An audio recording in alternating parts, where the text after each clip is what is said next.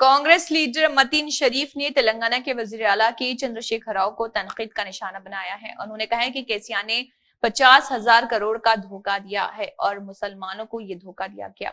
बादजा Congress leader Mateen शरीफ ने इस ज़िम्मन में मजीद भी बताया है। देखिए उन्होंने क्या कहा। अस्सलाम वालेकुम। मैं ऐसे 25 मुकामात की निशानदही किया हूँ जिसके ताल्लुक से केसीआर साहब ने कभी वादे किए थे या उस मुकाम पर ठहर कर वादा किया था या उस मुकाम के ताल्लुक से वादा किया था। तो मैं मुसलमानों को उसी मुकाम पर जाके ठहर के केसीआर साहब के वादे याद दिलाना चाहूँगा। अभी आज मैं हुसैन शाह वली रहमतुल्लाह अलैह की दरगाह के सामने उस ज़मीन पर हूँ जिसकी कभी 1654 एकड़ वक्फ लैंड हुआ करती थी।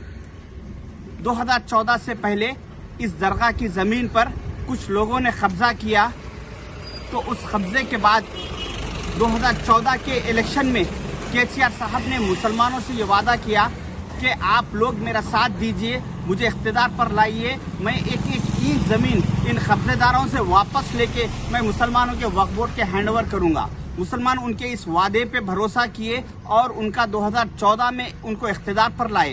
इख्तिदार पर आने के बाद 2014 के बाद जब इस दरगाह की ज़मीन का केस सुप्रीम कोर्ट में चल रहा था, वक्फ बोर्ड वो केस जीतने के मौकूफ में आ चुका था। उस वक्त केसीआर साहब ने इस केस में एंट्री ली और कहा कि ये ज़मीन तेलंगाना गवर्नमेंट की है बल्कि वक्फ बोर्ड की नहीं होती। और वक्फ बोर्ड के सारे एडवोकेट्स को और सारे स्टाफ को उन्होंने वार्निंग देके उन्होंने खामोश बिठा दिया और कहा कि सुप्रीम कोर्ट में किसी किस्म का कोई तुम्हारी तरफ से आर्गूमेंट नहीं होना और तुम लोग खामोशी इख्तियार करना। तो उनके इस वार्निंग के बाद वक्फ बोर्ड पूरा साइलेंट हो गया। जब फैसले का वक्त आया 8 फरवरी 2022 को सुप्रीम कोर्ट में, तो वक्फ बोर्ड के एडवोकेट्स ने कोई आर्गूमेंट नहीं किया और केसीआर साहब के एडवोकेट्स आर्गूमेंट करते हुए ये केस में कामयाबी हासिल की।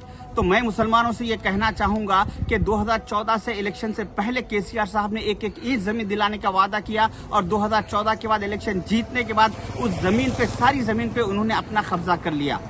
तो ऐसे धोखे खाने के बाद भी मेरा मुसलमानों से ये सवाल है कि क्या आप लोग 2023 के इलेक्शन में फिर केसीआर साहब के धोखे में, उनके वादों में आएंगे?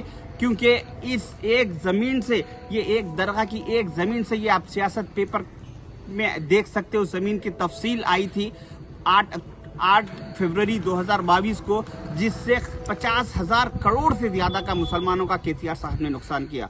तो मेरी गुजारिश है कि आप लोग केसीआर साहब के वादों में मत आइए। शुक्रिया, खुदा हाफिज़।